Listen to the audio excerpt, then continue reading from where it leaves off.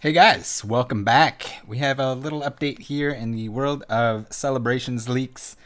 You see behind me there is a video that was put up recently where an entertainer did a sort of interview show and tell with the person that was supposed to middleman these cards. They have decided that they do not want anything to do with it anymore, so I've covered their faces for that reason, and also we'll leave the audio out, just to keep it as respectable as possible. But we are going to try to put together the story. I've heard many versions of the story, and so we're going to try and piece together what makes the most sense. There is a lot of overlap, and when there's overlap, there's probably truth to those aspects. So, what do we know so far? The thief is an employee at Millennium Print Group in Howard, South Dakota. This can't be any more obvious because that seems to be where everything's coming from. And it checks out that they do have a location there. I wasn't aware at first, but they do have a little sister plant in South Dakota. So it seems that the old lady plays a role in the story at all times. There's been a lot of twists and turns in why the old lady had the cards. But from what I've heard, apparently it's a situation where she doesn't have a lot of money. She's staying at the rundown motel in exchange for cleaning services. So it seems like the thief is friends with the child of the old lady that's in the motel, and so at least part of this whole shenanigans was to make some money for her. I heard stories about how it was for funeral costs, but I don't know if that would really be a thing. It does seem like her husband passed away in 2018, so maybe she has debt from that, or just wasn't able to work. Maybe she seems like she's elderly, so that might play a role in it. And even if they were trying to help her out, this is certainly not the way to do so.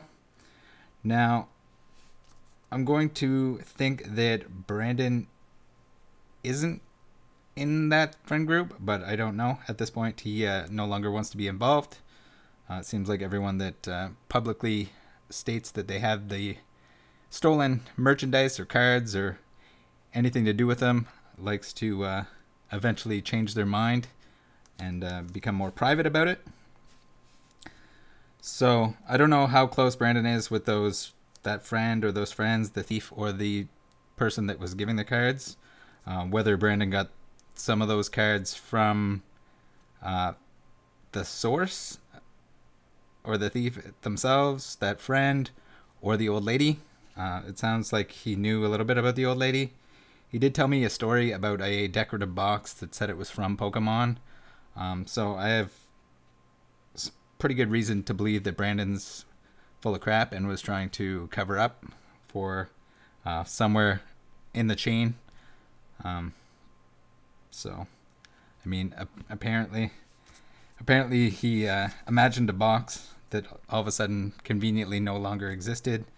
And I heard all sorts of like condolence cards, and that they had sent like plushies and stuff like that too. Still not really sure why there's random reverses and stuff like that. It seems like weird to for an employee to steal that stuff. All right, so for anyone that isn't all caught up, Brandon was the one that sold the Mew on Mercari for $2,000. There was a couple of numbers that he claimed that he purchased the card for. I'm starting to believe that he didn't pay anything for the card. He was saying that maybe he got more money for it and was going to give money to the old lady because he flipped it for extra. But I'm not sure if any of that really checks out, because he's gone back on his word a few times. So not really sure on that point. One of the Mews, the one that he sold on Mercari that went to V, I'm not sure where that is at this point, but apparently V was in contact with the PI, and so I can only imagine, since V wants nothing to do with it, that he probably sent the card to the PI at this point.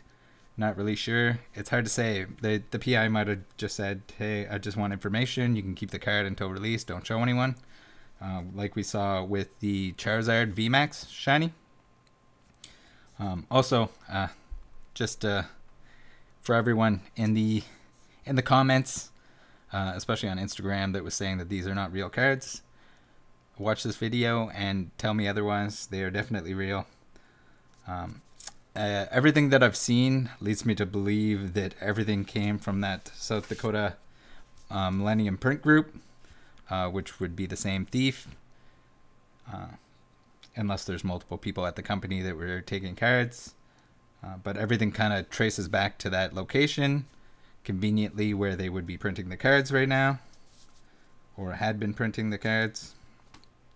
It's weird too in this video that they're missing the surfing and flying Pikachus, so maybe they did have them, but they don't have them anymore because those went to Brandon, and in turn went to the private investigator, which is pretty interesting, I'd say. Oddly enough, so this was Ryan and an entertainer that hasn't been part of the story yet, so maybe we'll leave them out of it altogether. I think it's probably pretty public at this point, and I'm sure many of you have seen the video in question. I didn't even actually get to see, but apparently there was a Twitch stream as well with a partial reveal. Strange enough, the PI hasn't contacted Ryan, and I don't know if they contacted the other person that was involved in this video as well. Squatter Pokemon Master, the almighty copy paster of Twitter and his website, was seemingly salty about this in recent times, so he made a Twitter post resulting in a lot of people being angry. I don't know, he was going on about how this person was going to be in a lot of trouble. I find that a little bit hard to believe, just because, like we've seen with the other stuff, it's usually not the person that's flipping or purchasing any of these stolen cards that has received the most backlash. It's more to do with the individuals that actually take them. I'm sure there's some sort of, working at Millennium Print Group, there's some sort of non-disclosure agreement that you sign, and whether or not there's repercussions for the company itself, I can only imagine there would be. At this point,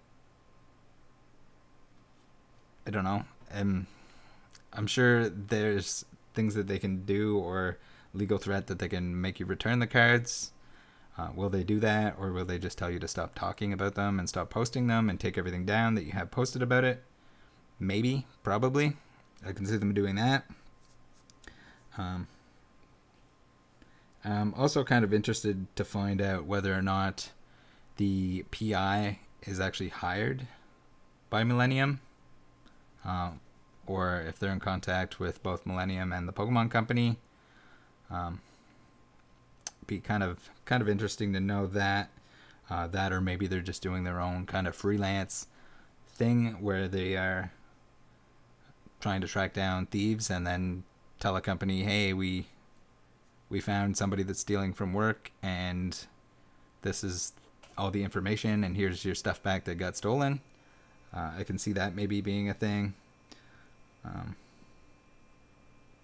because I'm not sure exactly how much of an ability they have to seize property and or threaten you for not taking stuff back. I'm sure they have every ability to find out the information for that, but whether or not they can actually take the cards from you without you volunteering, I would imagine that they're going to use some sort of scare tactics to say, like, hey, if you don't turn these in, you're gonna be in a legal battle, whatever. Hard to say. I wasn't there for it. But it sounds like Brandon got scared into returning the cards. I asked him if he was able to get his money back in exchange for giving those cards over, and he said that he wasn't worried about it. He just didn't want to be involved anymore. But at the same time, I don't know if he actually paid anything for them either. So there's that. I guess we can. It's pretty well it for information at this time, anyway, or anything that. These are mostly my best guesses. How Ryan ended up in contact with the secret seller, or probably the thief themselves, or some friend of the thief, is a little bit of a mystery. But at the same time, he was trying to purchase a Mew from the old lady, in contact with the old lady. He never received that Mew, at least from what I understand. But he was also in contact with Brandon, who could have maybe given his Instagram to the thief or to someone else who had these other cards. There was always that kind of looming idea that I got from Brandon about the thief having more items. He was always saying that the old lady had messages saying that to take care of the lizard that was coming. There was always more cards conveniently coming that were being mailed in, which was very unlikely. They were probably just being brought home at the time, maybe in someone's pocket. Maybe they weren't bringing the whole box at once. They put a couple in their pocket or whatever.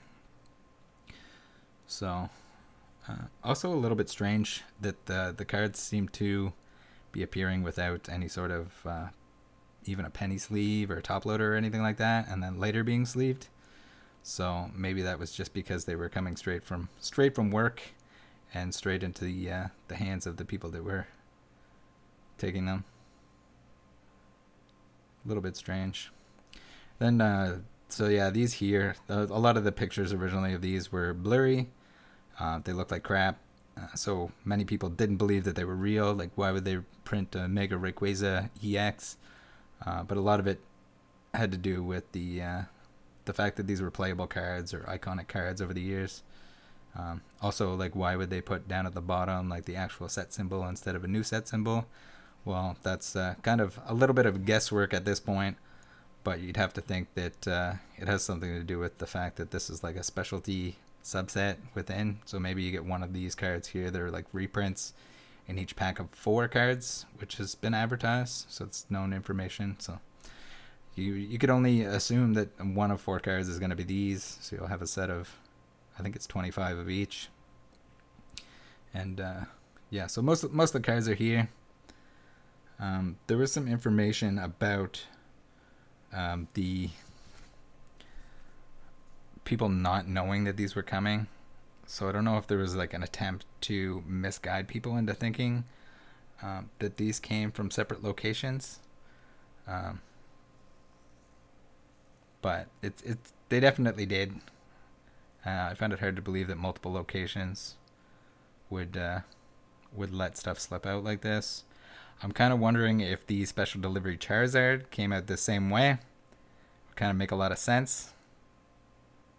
But I guess I don't know if we'll ever find out, unless there's some more information that's given out in terms of that. And then I don't know also as well whether or not the South Dakota facility, which seems like it's a newer and or smaller facility, if maybe the security there is a little bit more lax. I'm kind of wondering what sort of position you'd have to be in to be able to take these, because you wouldn't think that they'd be that readily available to everyone that's on the floor. So I don't know if you'd need like a certain job title to be able to actually take these aside and bring them home without anyone noticing. You would think that if you're just on the cutting machine or whatever, it'd be hard to pocket them. But that could be why there's also an odd number of each. It seems like there's more of some cards than the others, and there's also some of the cards that were missing, where it seemed like they had the intent to sell a complete set or close to a complete set. You would think that they would have one of each, but it could have been just that they were on the floor at work and they weren't able to actually grab one of each card. So there's always that to take into consideration. So there was always some like weird images where the cards looked a lot like the confetti foil pattern from McDonald's. But when you take a closer look at them, they have that like texture and different locations that seems like well thought out, at least on these ones here from this reprint set. Just some way to make it unique from the original. I think they noticed in this video as well that the Wizards of the Coast name was taken from the bottom, but all the dates are still matching the original card. It's where they don't work with Wizards of the Coast. I would imagine they took that off there. Also leads into more questions like, so at this point, I guess they own all the rights to those cards that were printed by Wizards. At the same time, they were all the property of Nintendo, probably regardless. And maybe that contract, when that ended, it terminated that, left all the rights to Nintendo and Game Freak. Xerneas here. Very cool. I don't remember Xerneas being that strong, but apparently, maybe it was. I didn't play in that whole middle era there, so I'm not super familiar with what's playable, what's not playable. And back in the WotC days, my knowledge of the game was very limited. We did play, or we probably attempted to play, but whether or not we were following the rules is a different story. Oh yeah, some of the cheeks didn't look like a 25, so people are like, what? It says 35, or it says 30, not 25. No, it was just terrible images. Many of those images were actually pictures from a phone or camera taken of a picture on a screen. So you end up losing a lot of the detail that way. We got Dark Gyarados here. If anyone else knows anything that I haven't brought up yet, feel free to contact me. Instagram probably being the best way. But yeah, I think it's pretty well figured out.